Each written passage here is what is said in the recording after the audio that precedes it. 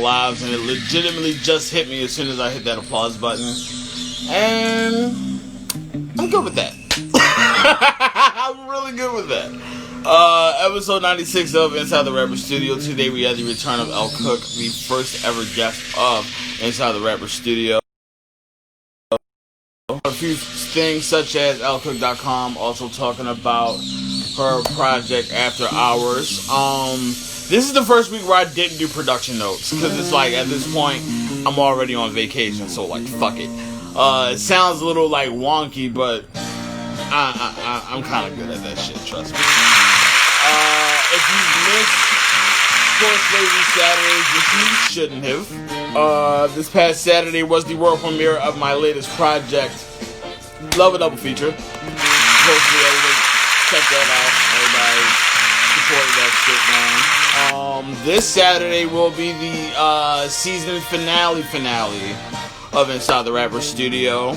Of course, Saturday after that, we have the series premiere of Saturday Night Smash. That's pretty good. I'm not gonna lie, it's either gonna be the series premiere of Saturday Night Smash or the bracket episode of Saturday Night Smash, because I still want everything to be like Copa fucking static. I don't mind pushing it back. I still want to give you guys solid fucking content. But yeah, hopefully everybody had a solid weekend. I can barely remember my weekend. A lot of drugs passed to me. A lot of alcohol passed to me. 29 is a very, very interesting year. God's already hitting niggas with lessons. Like, I'm keep getting like alignments, number alignments, things like that. But that's just me on the personal note. Just waiting for our guest of episode 96, Elle Cook, to show up. Of course, I got to ad-lib between all that. Huge shouts out to everybody that's in the live right now. I've been working on the website today for SwayzeTV.co. And it hit me that I have a lot of fucking episodes. Like, I did like a quick little run through of all the old episodes that I have on IGTV, but like, it really just hit me that like, nigga, you've been doing this for quite some time. So I'm actually that should be fine as well. Got my ice pack. Can you hear me? Yeah, I can hear you. Can you hear me? Yes, I can. Let's get this started. Episode 96 of Inside the Rapper Studio. Of course, I'm your host, Swayze, and today we have a very, very, very special guest in the building. I want to take you guys back to April 6, 2020. It was a Monday. I just got finished running through the pilot week of Inside the Rapper Studio, and then it was time to pretty much bring in the big guns, a.k.a. actual fucking guests on Inside the Rapper Studio. And the first person that was on this show is the person that's at the bottom of the screen. So I have to give huge adulation and huge admiration for the person that's on for today. She is a speaker, content curator, director, a lot of things. Huge fucking catalog of things. So I need everybody in this live to drop hearts, drop likes, drop comments for the one, the only Elle Cook. Hey guys, hey. How's it going? How's it going? I'm chilling. You see, I'm in my little mini studio. So yeah, this is my background for today. You hear me? No, what'd you say? So I'm inside the singer studio. Yeah, this is the singer studio. It's very tiny, but it does the job. So Gotcha. She got the mic over the shoulders. We really in the studio. Oh, flexed up. I'm just saying, something slight. You feel me? I really don't know how to act.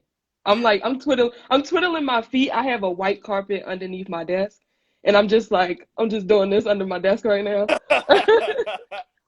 So every episode of Inside the Rapper Studio, there's an origin story told from the bottom of the screen.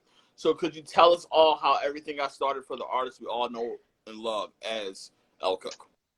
So like I told you, like the very first episode, I started writing music, like not really music per se, but like poems and stuff like that when I was probably like 8 or 9 or something crazy like that. Like I was real young.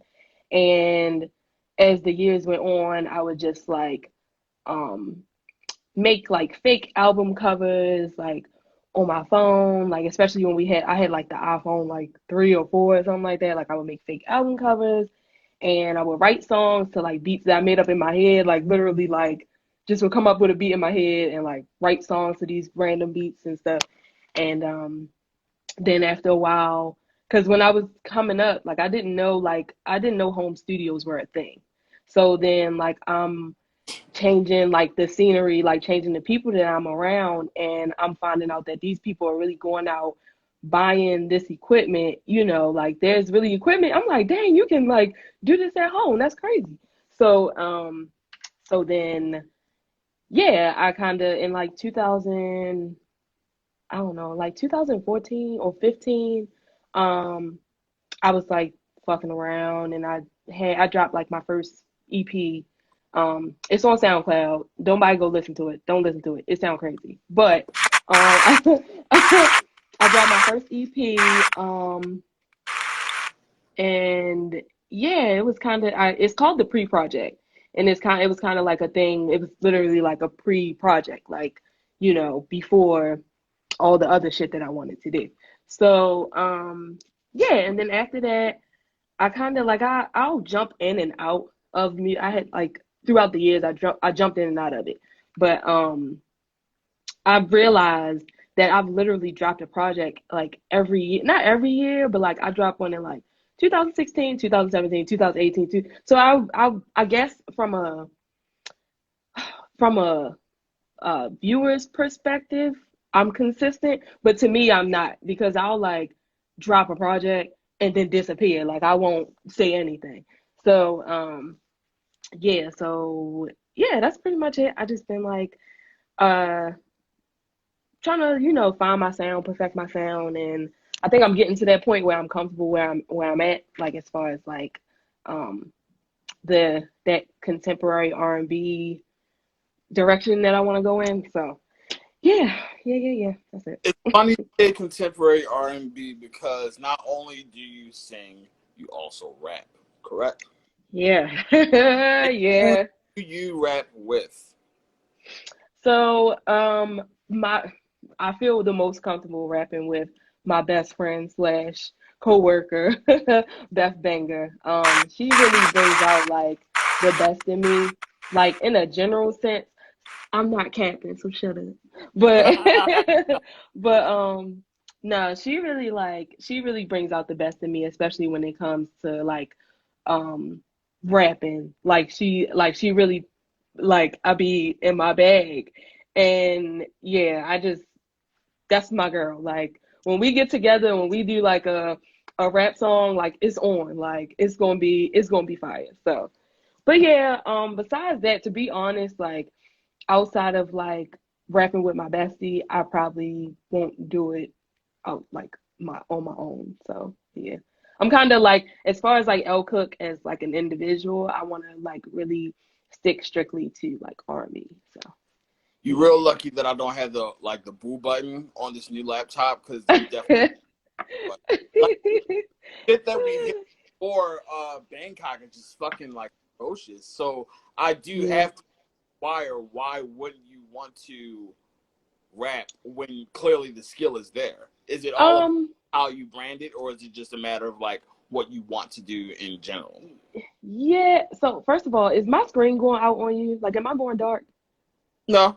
Okay, because I keep going dark on my end. I'm like, what the fuck? So anyway, um, so it's like with me, especially like, so this year is like the very first year that I've kind of like put myself out there as an artist, like, and like gotten to know other people in the scene or whatever.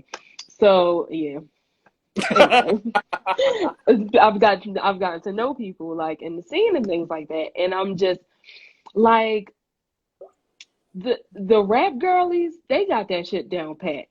And I just don't want to touch nothing over there. Like I'm gonna let that be their thing. You know what I mean? It's like it's just not I'm not I'm not as competitive in that area, if that makes any sense.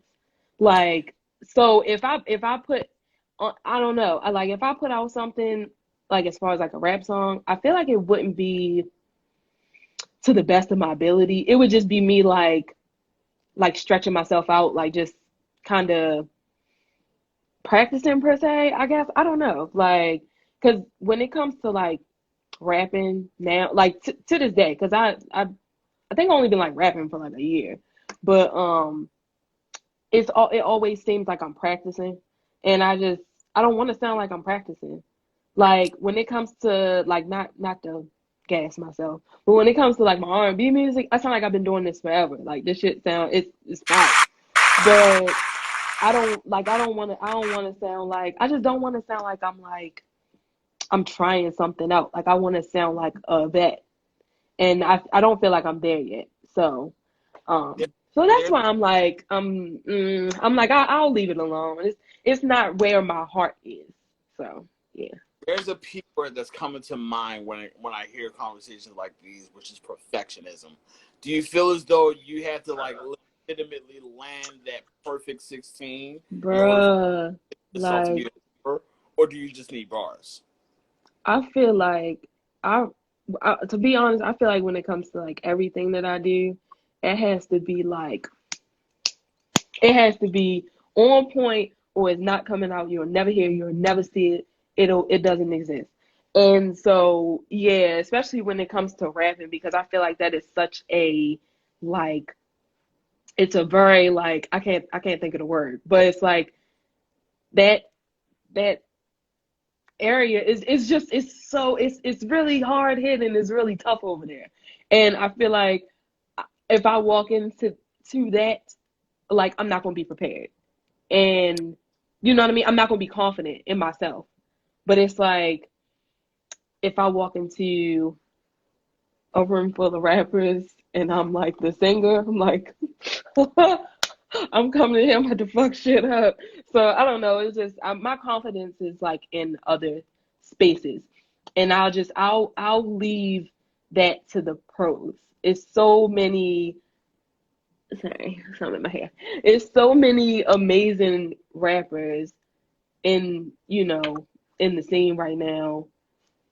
They can have it. I really don't. I'm really not interested.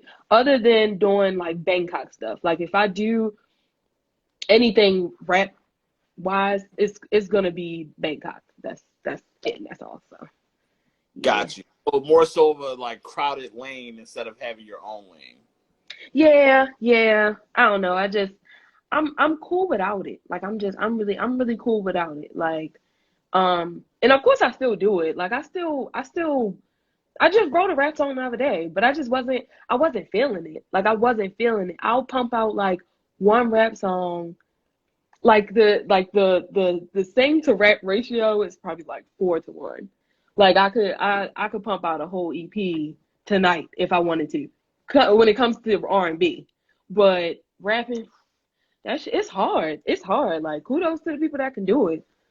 Like everybody in this live, well, pretty much everybody that I know, y'all got that. Y'all can have that because that shit make my underarms sweat. I ain't gonna hold you. That Uh, shit's crazy. you, see, you're really giving me bull button material because I didn't even want Listen, I to. don't care. It wasn't like nah. Fuck it. So speaking of the 4-to-1 ratio, the one ratio, of course, is Bangkok, the work that you do with Beth Banger. The four Yeah, ratio, the four side of the ratio belongs to the singing. And one of yeah. those projects that you came out with singing is After Hours, which you released back in April. Could you talk to us about how that project got conceptualized for you? So After Hours was actually a thing. The concept came up in like 2013, and this was like again around the time where I was kind of just coming up with concepts. Didn't really have a studio to go to, wasn't really recording, but I was just like, this is going to happen one day. Like one day, it's going to happen. So, yeah, the cover was completely different. The concept was pretty similar, but I changed it up a little bit because 2013, 20, I'm going through different stuff. So yeah, so I kind of switched up the concept like probably like 2019, like when I first started writing um the like just writing the project, like writing the songs for the project or whatever.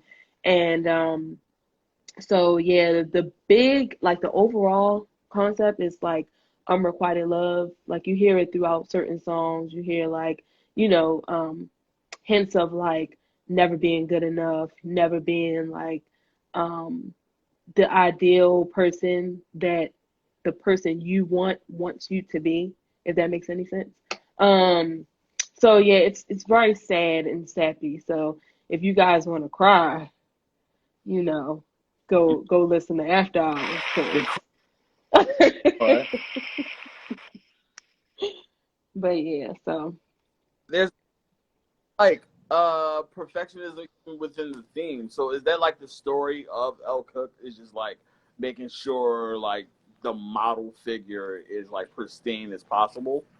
yeah, yeah, pretty much. Like it, I try to do everything to the best of my ability. Like I try to be very like I don't know. I can't really explain it. Like I don't know.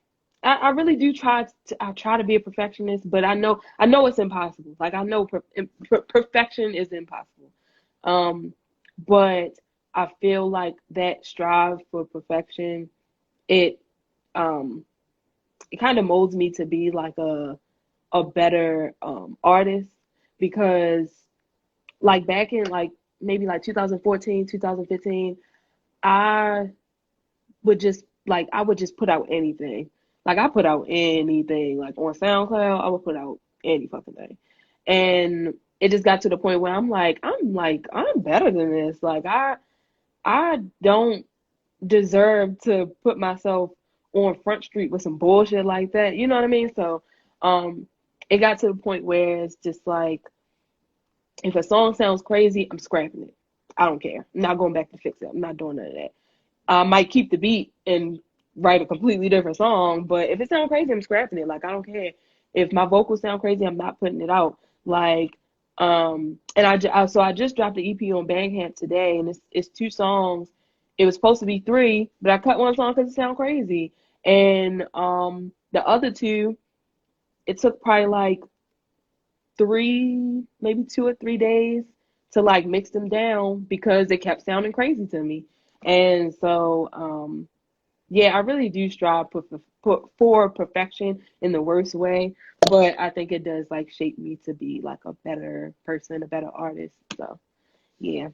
It must really be complicated to have the ear of Elle Cook because it's almost like into like Juilliard, Bruh. pretty much Yeah. Spain judging you. Yeah, Uh, no, I'm very picky. Like I'm very not when it comes to like other people. Like when it comes to other people, I'm like I have um more of a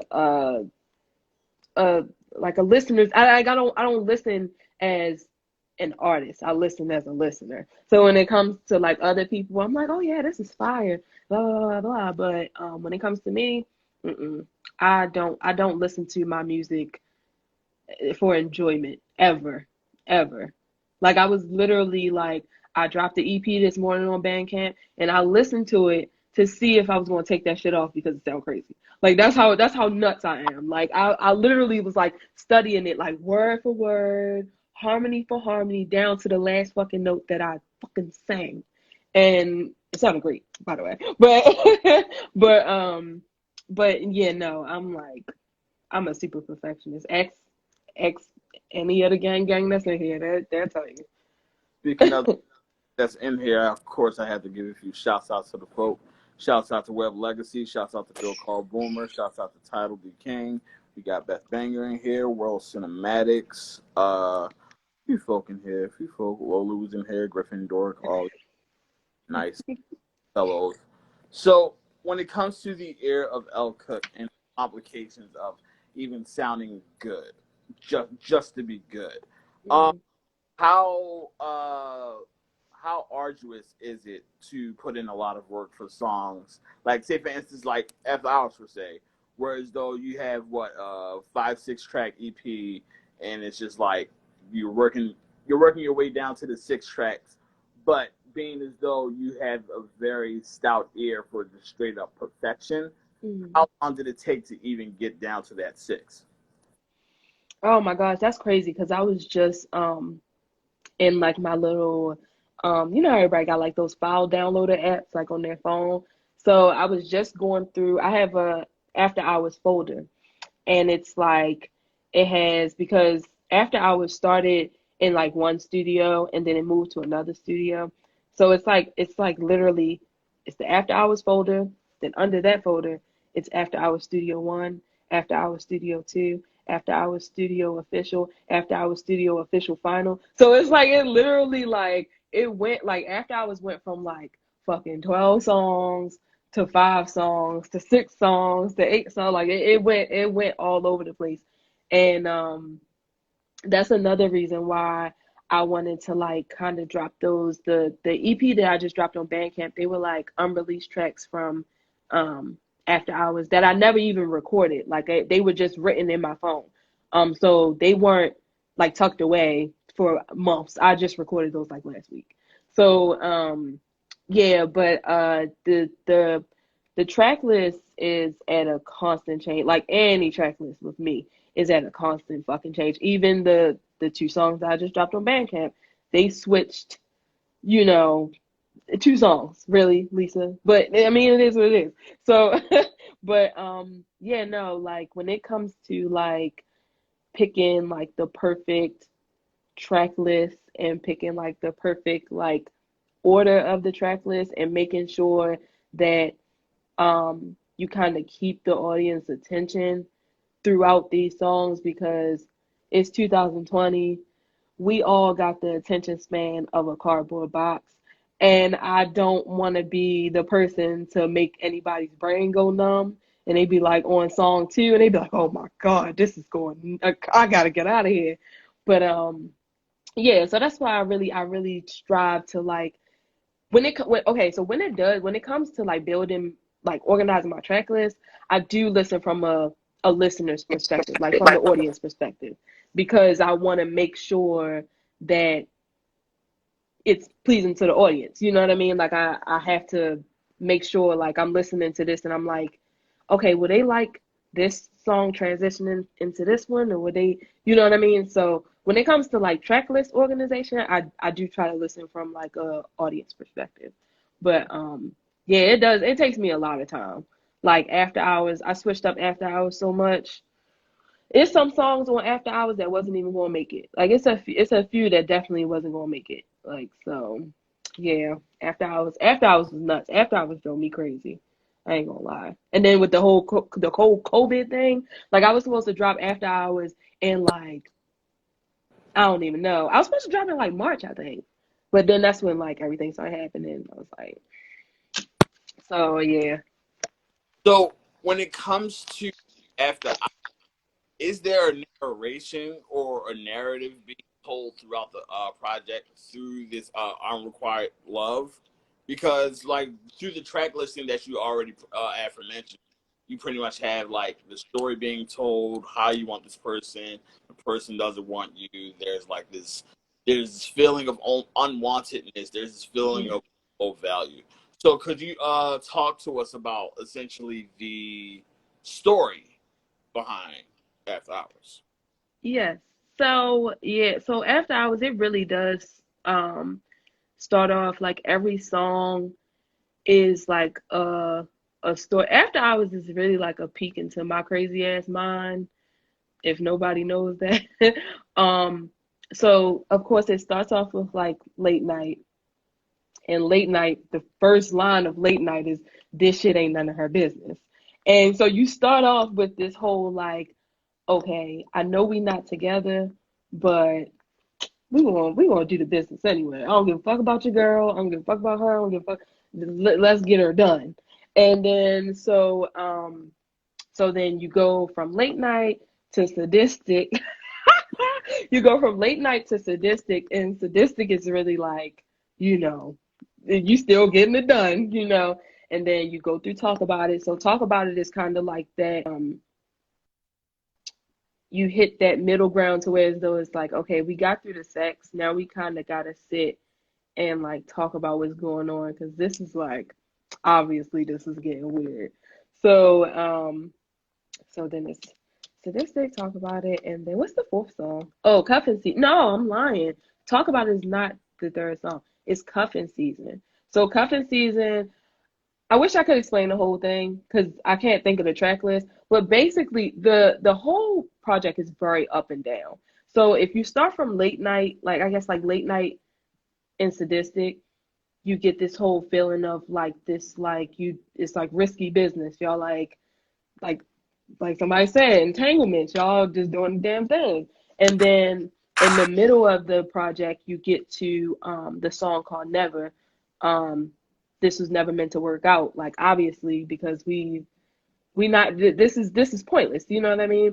And then of course we go back to Turn You Out, which is like another fucking raunchy ass song about getting what you want out of the person. And then we end the project with Her, which the hook is like I'm never gonna be her. Hence, you know, it's like you start off not caring. So say it's like a situation where you're dealing with somebody that has a girlfriend or a boyfriend. In the beginning you don't give a fuck. But then in the end you realize it's like, dang, like I'm never gonna be what this person wants to be. And that's kinda crazy. I should like dip the fuck off. So so that's the whole story of After, or the story that's being told through After Hours. Hi, Jazz. But yeah, so So it yeah. almost seems as though the concept of the project is somewhat the meat and potatoes of the project. Whereas, though, of course, you would have the Sonics, which are just stellar in my eyes or my ears, for that matter. And you also have like pretty much like the production behind that. But also, you have the story, which ties everything together. Do you Hmm. feel as though concept projects are the bread and butter of El Cook? Um, yeah, I try my best to put together a nice sandwich that makes sense. You know what I mean? You make a good sandwich. You don't want too much meat, but you also don't want too much lettuce. You know what I'm saying? You don't want a lot of mayonnaise, just a little bit. You know what I'm saying? Now I'm hungry, but Yeah. whatever. But you know, so it's like you want to make it make sense. You want to make a nice hearty sandwich that's easy to take down, easy to, easy to come out. You know what I'm saying? But Yeah. but but yeah, no, it's just I really do like projects that have like a concept, and I think that's like my favorite thing about the people that I'm around and the people that I'm associated with. We don't do a bunch of throwing a bunch of tracks together unless that's the concept. You know what I mean? And we'll make it very known like this is like, okay, this is like three or four songs that we want to just throw out there. We'll make that very clear. But we not gonna promote a album for 4 or 5 months and then niggas hear that shit and it sound like a bunch of fucking mixtape tracks. Like we not never. So yeah, concept albums are like a big thing. I grew up on concept albums. So um I kind of studied those like my favorite albums and tried to like emulate those, but also bring my own flavor and my own little pizzazz to it. So yeah. Gotcha. What is the state of the concept album in 2020? You previously mentioned in the interview whereas though the microwave attention span is essentially the attention span within the listener, the average listener in America. Do you feel as though the concept album is like slowly but surely dying, or is it on its way to somewhat of a resurgence? Um, it'll die if a person lets it, if that makes any sense. So it's like I hear people all the time say that like they can't listen to like a 14 album song. I mean, a 14 song album. I hear people say all the time they can't listen to a 4 minute song anymore. But if that shit makes sense, you're gonna listen to it. Trust me, because I say the same thing. But you best believe Solange album, which one was it?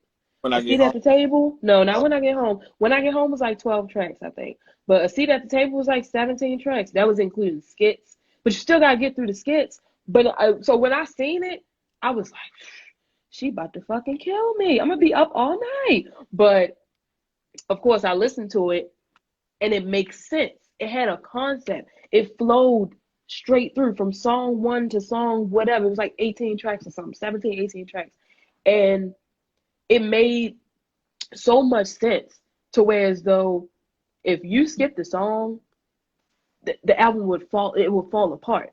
You know what I mean? So it's like concept albums are a big thing to me because it's like what are you putting an album together for if that shit don't flow together. don't make sense? You know what I mean? And luckily, the people that I know, the people that I'm around, the people that I'm associated with, like including you, like Beth, Meech, like all of us, like we strive to like have a body of work that's like it just makes sense. It just makes sense. Like one song after another, it just I don't know. I can't even think of another word. It just makes sense. That's all it is. Yeah, yeah. I feel as though it's like concept projects in this day and age. They have sometimes they are seen as somewhat gimmicky, but at the end of the day, most Yeah. albums really are concept projects. You know Yeah. that And like, but no, I was gonna say it just takes me back to like what Beyonce said. Like Beyonce, Queen B, she was saying like niggas. She ain't say niggas, but she might as well say it. She was like niggas. All they want to do is put out singles, put out little like single after single after put out these whack ass albums, and they don't want to build any concept. They don't want to build a story. It's like, and then I heard her. I was like, oh, okay, I gotta step my game up. I can't be putting out no fucking 20 song album and it all sounds crazy. It's like, listen, I ain't gonna say nothing, but because I was about to throw some quick shade, but don't that we don't it's need cool. the last No, week. not to anybody's, but like just I'm talking about the real music industry, not like Baltimore, Oh, but you like got just the music industry in general. It's like you got like all these young niggas, these NBA, ABC hung boys, and they just be putting together these crazy ass albums, and I just the shit be fire. Singles be fire, like of course, but like what is this album about? Like what is this album about? Like I'm like first of all, the first 8 tracks sound the same, so I'm already like blown because it's like okay, but it's just I don't know, it's just it stresses me out. So I'm glad that the people that I'm around, we are really focused on building songs that make sense. I mean, albums that make sense together. So yeah, no shade to the NBA, ABCs, and XYZs, but it is what it is. it's cool. I just remind me to add them in this recap. So, So they can come for me. no, I didn't say it. It's my show, but I didn't say it. Oh The views boy. and opinions expressed on Inside the Rap Show do not reflect the host or Swayze TV. Let Okay. me reiterate that episode.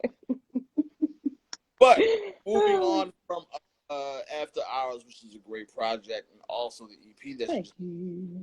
dropped, we have to move on to the rebranding of Elle Cook. Because on the first episode, I was interviewing at Bitchy Spice, and Mm-hmm. yet there was this swap in the meantime, to ellecook.com. Yes. One, what inspired the rebrand? Two, how is it running ellecook.com? So what inspired the rebrand was one, mainly like the fact that and to be honest, it started with like with you, like when I would come into your shows and you would give everybody shout outs and then you'll be like shout out to Elle Cook And I'm thinking in my head, I'm like, well, don't nobody know who the fuck that is because they don't see that pop up. So I was just like, I kind of have to like Bitchy Spice. It was a great name, and I'll always Still a like great live by it. name. But if I really want to brand myself as an artist, I kind of gotta, I have to do that in full circle. I can't be having like these crazy ass like usernames and stuff like that. So it kind of just started off with changing my username to elcook.com, and then I kind of just worked my way from there because I was just like, I just wanna. Well, first of all, it was also kind of tiring, like telling people like, go here to do this, go here to watch this, go here, go here, go here, go here, go here, when I could have a website and have everything all me right there. So it's like whatever, and to be honest, I've been struggling to do that even today with like the promotion of like my video and my EP. Um, I've been struggling to say like, hey, you could just go to lcook.com and everything will be there. You know what I mean? Like all the links that you need, everything is there. Just go there. But I think it just makes it easier for um the people that do listen to my music and watch my videos and do things like that. Um, it's just easier for them to uh, connect with me per se, and it's also I thought it was easier for people to uh, connect with me on like a collab basis. So like if anybody wants to send me beats or like collab on a song or whatever, I have like the little contact form and you can hit me from there as opposed to it going to my personal, like my Lisa email, you know what I mean? So it just makes it easier for me to kind of keep everything in one place. Because even though I still upload my songs to like the streaming services, I still upload my videos to YouTube and things like that. I can still post that stuff on my website and it'll get the same traffic. The traffic goes all ways. So yeah, it just makes it easier for me to keep track of like all my content, and it makes it easier for like people that listen to my music and watch my videos to find stuff because it's like my name is the website, my name is the brand. So it's like, you know what I mean? So it's just easy. It's just easy. Like, oh, where can I find your music? Back in, it'd be, oh, you can go on Apple Music, you can go on YouTube, you can go to elka.com and you'll find everything. So like it's just easier now. So yeah. Was it hard letting go of a great username? Yeah. I loved my username. Bitchy Spice was my username. I remember when I changed my name to Bitchy Spice. Before Bitchy Spice, my name was like, I don't even know what my name was. To be honest, I think uh, it was like Ellie Cat. Because people still call me Elle. So it was like, I know, I was like emo or something. And so it was like a Yeah, play on like Alley Cat. I could And tell it was Ellie answers. Cat. And I was like, oh my God. But yeah, my old username used to be like Ellie Cat or something like that. And then somebody called me Bitchy Spice. And I was like, oh, that's fire. And I changed it and it was like it was that ever since. And like I think it's still cool that people like still call me Spice. People still call me Bitchy. And sometimes I'd be like, what? Who are you talking to? But it's my name. My name. Gotcha. But yeah, so yeah, it was super hard letting go of that name. But I do like lcook.com because it's just more professional and it's just convenient. Like it's just super convenient to be able to tell people like, oh yeah, lcook.com. Oh yeah, that's the website too, by the way. So yeah, it's just yeah. Gotcha. The WAP of username. Yes. Yes, the WAP of usernames. Listen. Listen. Simple enough. I feel as though, like, first of all, it's only 4 fucking syllables. Alka.com. Boom. Right. And it's like So it just rolls off the tongue. It's super easy to remember. And I'm trying to think like um in the future, like when I go to perform and things like that. Like I remember like going to performances and it'll be a rapper, I don't know. Let's say his name is fucking MC Thug. And I'm like, okay, that's his name. So that should be his name on like Instagram or something, right? No, his name would be like 502 Westside Homeboy underscore 757. And I gotta find this man just to listen to. No, I'm not doing all that. I'm sorry. You was cool, but your set was great, but I'm not going to look for you.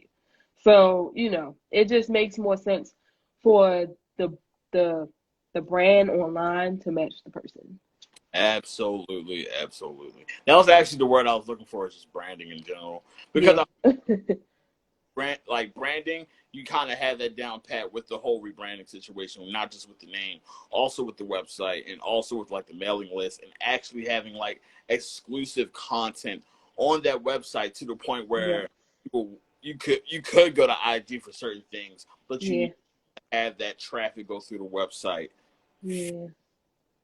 Yeah. I sent out my first mailing list campaign this morning. I was kind of pumped about it. Yeah. I'm pretty sure like not everybody, but a lot of people in this live got the little email that I sent. So it was exciting to send it. I don't know. It was just like, I don't know. Big moves, big moves. Right. A lot has changed since episode one, not just from your side, but within inside the rapper studio, which is why I had Yeah. farewell week, because like I feel as though people are due like better interviews, not just from like episode one where the live will legit stay in the fucking story for 24 hours and then you just Right. so have it. I felt as though Right. we got a little freeze. Give me a I second. know. I'm gonna put on some loss. Is that unprofessional?